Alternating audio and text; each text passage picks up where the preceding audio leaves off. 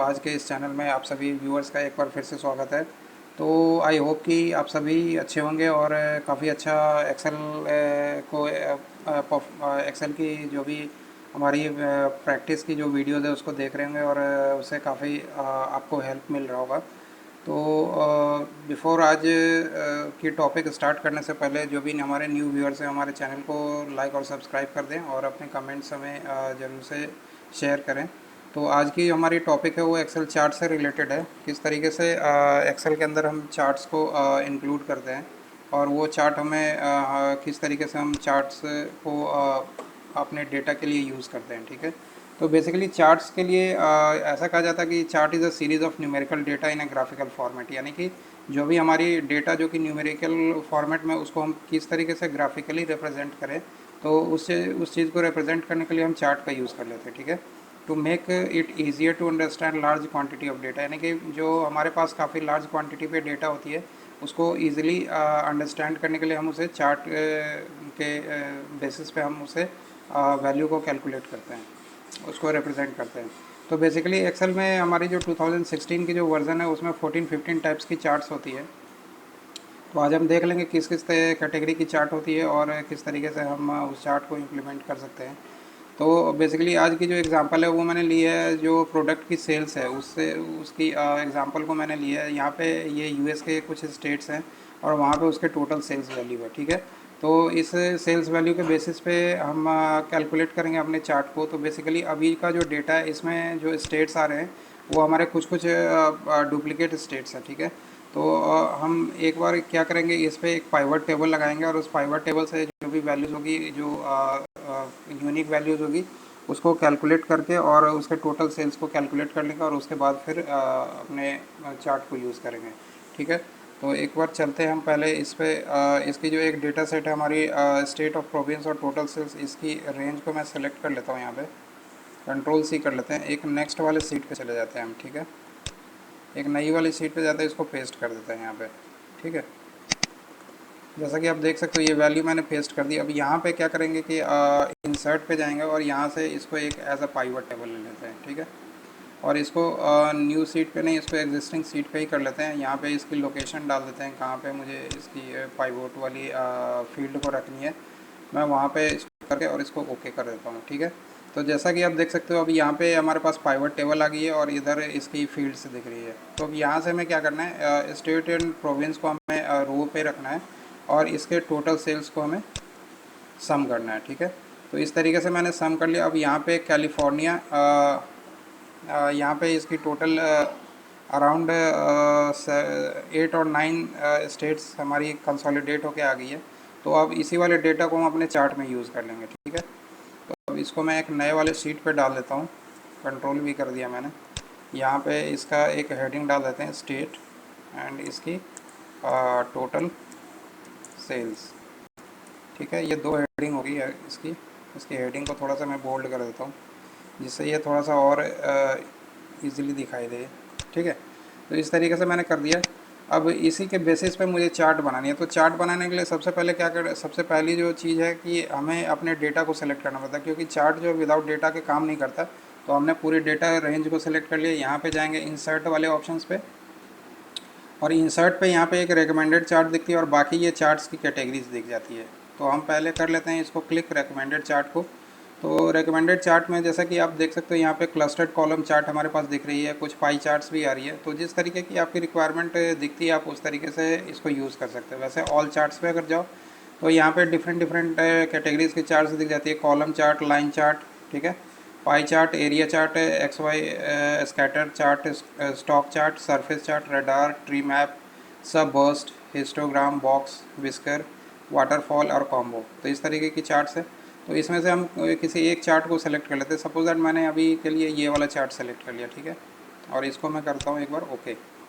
तो जैसा ही हम ओके करते हैं तो ये हमारे पास ये चार्ट बन करके आ गई, हमारी रेडी हो गई है चार्ट। अब इसकी हमें फॉर्मेटिंग करनी है, किस तरीके से करते हैं। तो जब भी हमारे पास एक चार्ट आती है तो चार्ट के यहाँ पे एक फॉर्मेट टैब होता है। एक बार हम फॉर्मेट पे चले जाते हैं और इसमें देख लेते हैं क्या क्या एलिमेंट्स होते हैं। तो जब भी एक हम किसी चार्ट की बात करते हैं तो उसमें 3-4 तरीके की सेगमेंट होती है। ठीक है, तो फर्स्ट जैसे मैं यहाँ पे क्लिक करता हूँ तो ये हमारा जो है कहलाता है आपका चार्ट एरिया, ठीक है। जैसा कि आप देख सकते हो यहाँ पे फॉर्मेट के अंदर लेफ्ट हैंड साइड पे देख सकते हो ये जो बॉक्स है उसमें ये चार्ट एरिया दिख रही है, ठीक है। नेक्स्ट वाले को अगर मैं क्लिक करूँ तो ये हमारी दिखती है उसकी वर्टिकल एक्सेस, ठीक है, जो कि इसकी वाई एक्सेस होती है, उसकी वैल्यूज़ दिख जाती है। नीचे की तरफ अगर मैं क्लिक करता हूँ तो ये इसकी लीजेंड्स दिख जाती है, ठीक है। ये सारी इसकी लीजेंड्स हो गई। इसमें कितने तरीके के इसके स्टेट्स हैं वो सारी इसके लीजेंड्स में आ गई यहाँ पे, ठीक है। और ये इसकी हॉरिजेंटल एक्सिस दिख जाती है यहाँ पे, ठीक है, टोटल सेल्स। और यहाँ पे एक चीज़ और भी है, यहाँ पे जैसे मैं इस वाले सेक्शन पे क्लिक करता हूँ तो ये हमारी प्लॉट एरिया हो जाती है। तो यहाँ पे आप अपने अकॉर्डिंगली ये सारा फॉर्मेटिंग वगैरह जो भी वर्क है वो कर सकते हो। ये हमारी चार्ट की टाइटल हो गई, ठीक है। तो चार्ट की टाइटल को अभी मैं जैसे फ़िलहाल के लिए इसकी डेटा को चेंज कर देता हूँ। इसको मैं कर देता हूँ टोटल स्टेट वाइज सेल्स, ठीक है। इस तरीके से मैंने कर दिया। टोटल इसको कर देता हूँ यूएस स्टेट, ठीक है, यूएस स्टेट वाइज सेल्स, ठीक है। तो ये हो गई। अब आती है इसकी फॉर्मेटिंग की बात। तो फॉर्मेटिंग के लिए क्या करते हैं हम, पहले इसके चार्ट एरिया को सेलेक्ट करते हैं और यहाँ पे चले जाते हैं फॉर्मेट पे, ठीक है। फॉर्मेट पे जाके यहाँ पे एक आती है फॉर्मेट सिलेक्शंस। तो मैं फॉर्मेट सिलेक्शन को जैसे ही आप क्लिक करोगे तो यहाँ पे आपके राइट हैंड साइड पे फॉर्मेट चार्ट एरिया की ऑप्शंस दिख जाती है यहाँ पे, ठीक है।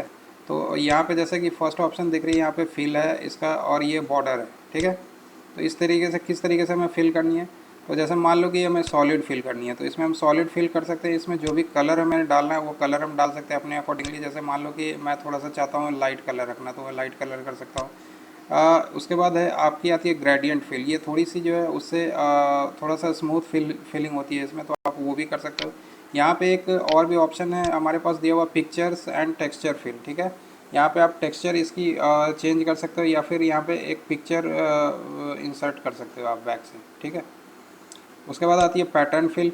पैटर्न जो भी आपको यहाँ पे इसकी नंबर ऑफ पैटर्न्स दी हुई है, जिस तरीके की पैटर्न की ज़रूरत है आप उस तरीके से पैटर्न सेलेक्ट कर लो। ऑटोमेटिक होगी, इसमें कुछ नहीं करना, तो आप इसको ऑटोमेटिक कर दो तो इस तरीके से हो जाती है। यहाँ पे थोड़ी सी आपको जैसे मान लो कि इसकी कलर की थोड़ी सी शेडिंग मुझे चेंज करनी है तो मैं थोड़ा सा इसका शेड चेंज कर देता हूँ, तो ये इस तरीके से दिख जाती है, ठीक है। ट्रांसपेरेंसी एक आती है यहाँ पे ऑप्शन। ट्रांसपेरेंसी को अगर आप चाहो तो थोड़ा सा कम और ज़्यादा कर सकते हो, जैसे कि मैंने अभी थोड़ा सा ट्रांसपेरेंसी को मिड में रख दिया है। अब बात करते हैं इसकी बॉर्डर्स की। तो बॉर्डर्स को हम क्या करेंगे, तो ये मान लो कि यहाँ पे सॉलिड लाइन है, ठीक है। तो सॉलिड लाइन में करता हूँ तो आप देख सकते हो यहाँ पे इस तरीके से इसकी लाइंस जो है बॉर्डर्स की, इसकी पूरे बॉर्डर्स की लाइन थोड़ी सी सॉलिड हो गई है ये, ठीक है। इस तरीके से हमने इसकी लाइनिंग कर दिया है। अब इसमें ग्रेडियंट लाइन है, ठीक है। और इसमें और भी ऑप्शंस हैं, देख लेते हैं हम वन बाय वन सारे ऑप्शंस को, ठीक है। इसमें ऑटोमेटिक, अगर आप ऑटोमेटिक करोगे तो जो भी आपने वैल्यूज़ डाली है और ऑटोमेटिक करके अगर छोड़ दोगे तो वो ऑटोमेटिक ही हो जाएगा वो, ठीक है। तो उस तरीके से इसकी सेट हो जाती है। यहाँ पे आप कलर की सेटिंग कर सकते हो, इसकी ट्रांसपेरेंसी को चेंज कर सकते हो फिर, ठीक है। बॉर्डर की भी ट्रांसपेरेंसी होती है उसको चेंज कर सकते हैं। इसकी विड्थ को भी थोड़ा सा बढ़ा सकते हैं। कंपाउंड टाइप, इसमें किस तरीके की आपको टाइप देनी है। सपोज दैट मैं यहाँ पे डैश टाइप और कंपाउंड टाइप में थोड़ा सा मैं बोल्ड टाइप से इस तरीके से ले लेता हूँ, ठीक है। और इसकी ट्रांसपेरेंसी को भी थोड़ा सा मैं इंक्रीज़ कर देता हूँ, ठीक है। इतनी मैंने कर दी, ठीक है। और उसके बाद फिर इसकी जो सबसे नीचे आती है वो आती है राउंडेड कॉर्नर्स। राउंडेड कॉर्नर्स भी मैंने सेलेक्ट कर दिया और इसको मैंने क्लिक करके ओके कर दिया। तो आप देख सकते हो जैसे कि मैंने ये सारे इफ़ेक्ट्स जो किए हैं इसके अकॉर्डिंगली ये थोड़ा सा चेंज टाइप से वो दिख रहा है। मैं इसको थोड़ा सा और इनलार्ज कर देता हूँ जिससे ये थोड़ा सा और क्लियर दिख जाए, इसकी एक क्लियर पिक्चर है, ठीक है। तो इस तरीके से मैंने इसको थोड़ा सा इनलार्ज कर दिया और इस तरीके से आप देख सकते हो ये सारे जो भी इफ़ेक्ट्स मैंने डाले वो सारे इफ़ेक्ट्स आपके इस वाले पे दिख जाते हैं, ठीक है। तो ये सारे इफ़ेक्ट्स मैंने डाल दिए। अब यहाँ पे थोड़ा सा मैं चेंज कर देता हूँ इसके कलर को, थोड़ा सा जो है ना ये मैं या तो इस तरीके से कर देता हूँ, थोड़ा सा कलर की चेंजिंग कर देता हूँ और थोड़ा सा इसके लाइन को भी चेंज कर देता हूँ, ठीक है। तो ये आपकी जो है थोड़ी सी कलर भी आप देख सकते हो, जैसे इसके साइड में थोड़ी कलर की भी चेंजिंग हो गई है। इसको अगर थोड़ा सा और बोल्ड करना है तो मैं थोड़ा सा और बोल्ड कर देता हूँ इसको, ठीक है। यहाँ पर डैश टाइप पे इसको थोड़ा और बोल्ड कर देता हूँ, ठीक है। और इसकी ट्रांसपेरेंसी को थोड़ी सी इंक्रीज़ कर देता हूँ, ठीक है, इतनी कर दी मैंने। विड्थ को अगर आप चाहते हो और ज़्यादा बढ़ाना तो आप विड्थ को भी बढ़ा सकते हो। मान लो सपोज दैट मैं 1 या 2 पॉइंट इस तरीके से कर देता हूँ। ठीक है, कैप टाइप यहाँ पे होती है, जिस तरीके की आपको इसकी टाइप रखनी है तो आप इस तरीके से, यहाँ जॉइंट टाइप और कैप टाइप होती है, इसमें राउंड बीवल और मिटल करके है। तो जिस तरीके की रखनी है आप सेम ऑप्शन से ये तीनों पे दिख जाती है, तो जो भी चीज़ें आपको चाहिए वो आप उस तरीके से कर सकते हो। ठीक है, तो उस तरीके से यहाँ पे ये सेटिंग्स वगैरह हो जाती है। तो ये तो होगी आपकी चार्ट के एरिया की। अब जैसे मान लो कि यहाँ पे इसके फॉर्मेट पे एक बार जाते हैं, हम देख लेते हैं। इसके फॉर्मेट पे जाते हैं। अब एक बार मैं क्लिक करता हूँ इसके वर्टिकल लाइन, इस पे इसके प्लॉट एरिया पे। ठीक है, एक बार मैंने क्लिक कर दिया। अब यहाँ पे जैसे मैंने क्लिक किया तो यहाँ पे कुछ ऑप्शंस हमें दिख जाती है, जैसे ये लाइनिंग्स वगैरह है। यहाँ पे जिस तरीके की आपको लाइनिंग रखनी है, जैसे मान लो इस मैंने ब्लू लाइनिंग डाल दी या फिर रेड लाइनिंग डाल दी, तो जो भी इसकी बैकग्राउंड की जो लाइनिंग है, ग्रिड लाइन्स है, वो उसके अकॉर्डिंगली चेंज हो जाएगा। ठीक है, शेप की आउटलाइन वगैरह भी आप चेंज कर सकते हो यहाँ से। जिस तरीके की आपको रखनी है उस तरीके से आप उसकी आउटलाइन कर सकते हो। शेप की इफेक्ट भी डाल सकते हो, जैसे मान लो शैडो पे, ये जैसे शैडो आ रही है। ठीक है, शैडो पे किस तरीके से आपको चाहिए, तो शैडो में भी काफ़ी तरीके के इफ़ेक्ट्स हैं यहाँ पे। ठीक है, आउटर है इसका, इनर है, किस तरीके से आपको रखना है। इसकी ग्लो में किस तरीके की ऑप्शंस रखनी है, आप उस तरीके के ऑप्शंस को भी रख सकते हो। ये सारी चीज़ें आप वहाँ पे कर सकते हो। ठीक है, तो ये सारी चीज़ें हो गई। आप इसको इस तरीके से यूज़ कर सकते हो जैसा भी आपको है। अब जैसे ये इसकी चार्ट एरिया होगी, इसी तरीके से हमें मान लो कि सपोज दैट इसके एक्सेस को चेंज करना है। ठीक है, तो इसके एक्सेस पे किस तरीके से लाइनिंग रखनी है, तो मैं इस तरीके से रख लेता हूँ। और यहाँ पे जैसे मुझे बोल्ड थोड़ा सा रखना है इसके स्टाइल को, तो थोड़ा सा बोल्ड कर देता हूँ। इसी तरीके से सपोज दैट कि मुझे नीचे वाले सेक्शंस को भी, जो एक्स एक्सिस है उस पर, उसकी भी उसी सेम तरीके से फॉर्मेटिंग रखी है, तो मैं इस तरीके से फॉर्मेट कर देता हूँ। बाकी इसकी जो हेडर्स है, हेडर्स को मैं चाहता हूँ थोड़ा सा बोल्ड कर देना, और थोड़ी सी उसकी फॉन्ट की वर्ड आर्ट की स्टाइल को थोड़ा सा चेंज करना चाहता हूँ, तो वो मैं उस तरीके से कर सकता हूँ। राइट क्लिक करके इस पर आप इसकी जो फॉन्ट है उसको भी आप चेंज कर सकते हो। जैसे मान लो यहाँ पे फॉन्ट साइज़ मैं थोड़ा सा इंक्रीज़ कर देता हूँ, जैसे मान लो यहाँ पे थोड़ा 20 कर देता हूँ ये। ठीक है, और ये बोल्ड ही रखता हूँ। यहाँ पे टेक्स्ट को थोड़ा सा और असाइन कर देता हूँ, एरियल ब्लैक कर देता हूँ। ठीक है, इस तरीके से करके, और इसको ऑल कैप्स करते हैं। ठीक है, यहाँ पे काफ़ी सारे ऑप्शंस हैं, स्ट्राइक थ्रू है, डबल स्ट्राइक थ्रू, सबस्क्रिप्ट, और इसमें स्मॉल कैप्स स्मॉल में रखनी है या कैपिटल में रखनी है, ये सारी चीज़ें आप इस तरीके से कर सकते हो। इसको ओके कर देते हैं, तो इस तरीके से आप देख सकते हो इसकी चेंजेस इस तरीके से रिफ्लेक्ट करती है। तो ये सारी चेंजेस आप अपने अकॉर्डिंगली सेट कर सकते हो। तो अभी जैसे मान लो मैंने इसके चार्ट के टाइटल पे कर दिया। ठीक है, इसी तरीके से सारी चेंजेस आप इसके प्लॉट एरिया पे कर सकते हो। ठीक है, मान लो कि इसके प्लॉट एरिया को थोड़ा सा मैं चाहता हूँ इसकी सॉलिड फिल कर दूँ, और थोड़ा सा जो है इसका वो आ, इसकी कलर को थोड़ा चेंज कर दूँ, तो मैं इस तरीके से इसके कलर को चेंज कर सकता हूँ। ठीक है, बाकी इसके बॉर्डर्स वगैरह को अगर आपको चेंज करना है तो बॉर्डर्स के लिए आप देख लो इस तरीके से। जैसे मान लो कि अभी के लिए तो मैंने सॉलिड लाइन डाला है, आपको ग्रेडियंट लाइन डालना है तो आप ग्रेडियंट लाइन को यूज़ कर सकते हैं, और यहाँ पे इसकी ट्रांसपेरेंसीज को इंक्रीज़ डिक्रीज़ कर सकते हैं इस तरीके से। ठीक है, और इसकी पोजीशंस वगैरह जो भी है, इसकी पोजीशन को चेंज करनी है, इसकी विड्थ को चेंज करनी है, ये सारा कुछ यहाँ पे दे रखा है। उसके अकॉर्डिंगली आप इन सारी चीज़ों को यूज़ कर सकते हैं। ठीक है, तो ये सारी चीज़ें थी आपकी फॉर्मेटिंग की।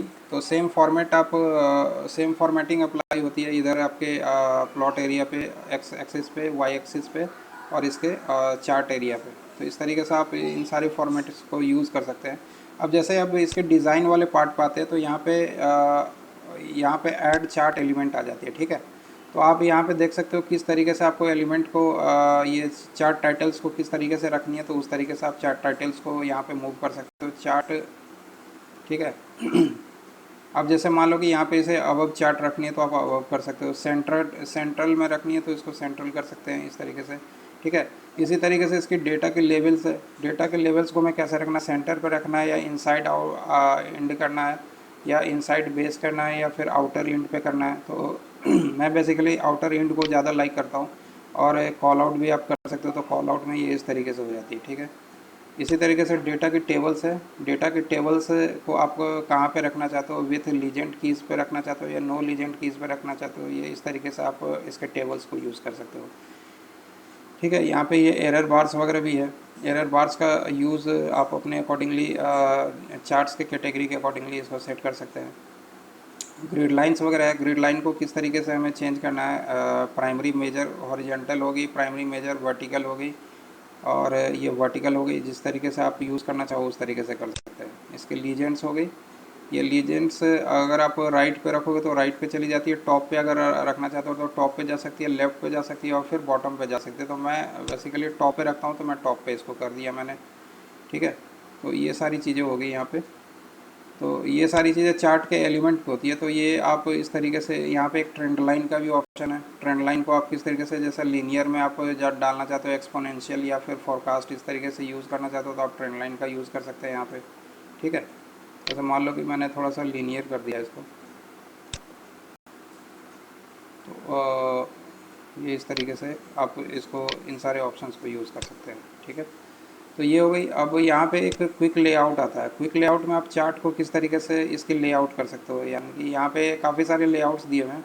तो जिस भी लेआउट की आपको लगता है वो सूटेबल है, आप उस तरीके से इसके लेआउट को सेट कर सकते हैं। ठीक है।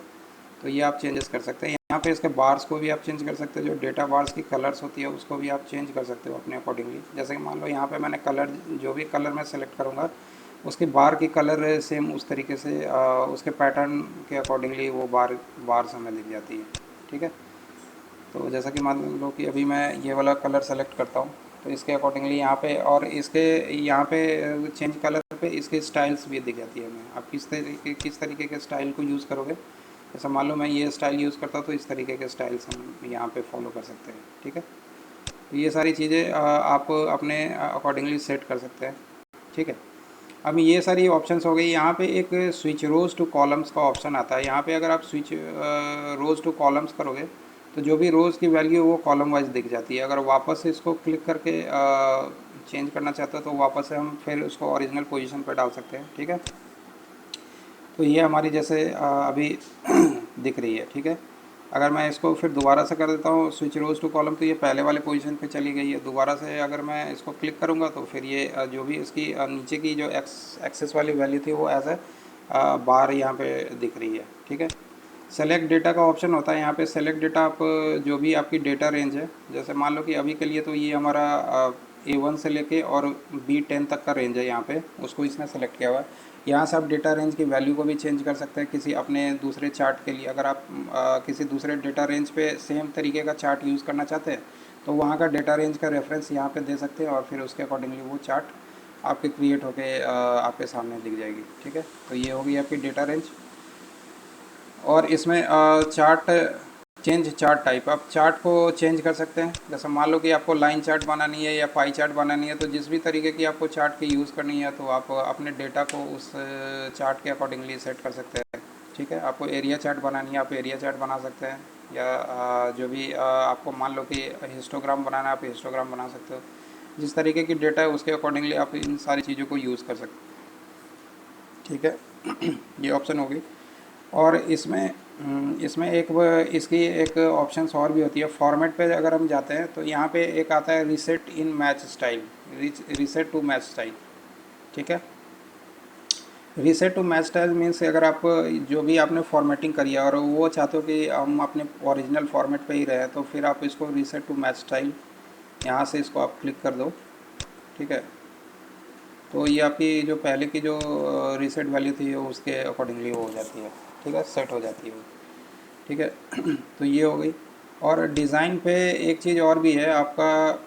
न- मैं एक चीज़ और देख रहा हूँ इसके डिज़ाइन पे, एक ऑप्शन आती है मूव चार्ट। ठीक है। अगर आप इस चार्ट को मूव करना चाहते हो किसी नए सीट पे तो आप नए सीट पे भी कर सकते हो। जैसे अभी सीट 7 पे है, मैं चाहता हूँ इसको सीट 6 पे करना। ठीक है। इसको मैं ओके कर दूँगा यहाँ से। तो ये आप देख सकते हो सीट 6 पे ये चार्ट हमारी आ गई है। ठीक है। वापस से अगर मुझे मूव करके उसको ओरिजिनल वाले शीट पे डालना तो फिर दोबारा से उसको मूव चार्ट पे क्लिक करूँगा और ऑब्जेक्ट इन मैं शीट 7 कर दूँगा, तो ये हमारी शीट 7 पे फिर वापस से चली जाएगी। तो यानी कि आप या तो इसको कट कॉपी कर सकते हो या मूव चार्ट कर सकते हो, तो इस तरीके से कर सकते हो।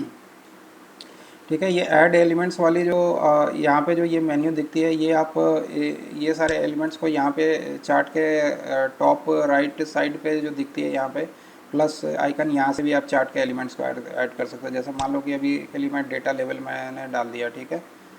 और ग्रिड लाइन, जैसे कि मान लो मुझे ग्रिड लाइन्स भी चाहिए तो ग्रिड लाइन भी मैंने कर दिया है। अगर नहीं चाहिए तो मैं ग्रिड लाइन को हटा सकता हूँ यहाँ से, ठीक है।